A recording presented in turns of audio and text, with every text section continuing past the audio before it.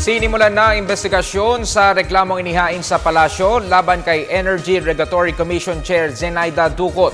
Ayon kay PCOO Secretary Sunny Coloma, binuo ang Investigative and Adjudicatory Division na pinamumunuan ni Deputy Executive Secretary for Legal Affairs Michael Aguinaldo. Ito ay upang hawakan ang administrative complaint na inihain ng akbayan. Dahil sa umano'y kabiguan ni Ducot na protektahan ang consumers sa pagtaas ng singil sa kuryente.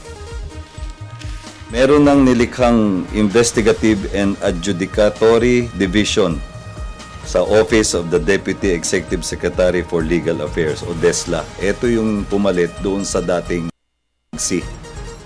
Dati may PAGSI. Ang ipinalit na ay itong IAD, Investigative and Adjudicatory Division of the Office of the Deputy Executive Secretary for Legal Affairs. Ayon sa kanila, natanggap na nila ang complaint mula sa akbayan at sinimulan na nila ang kanilang pagsisiyasat ng inihain sa kanila. So yun ang status ng iyong tinatanong kahapon.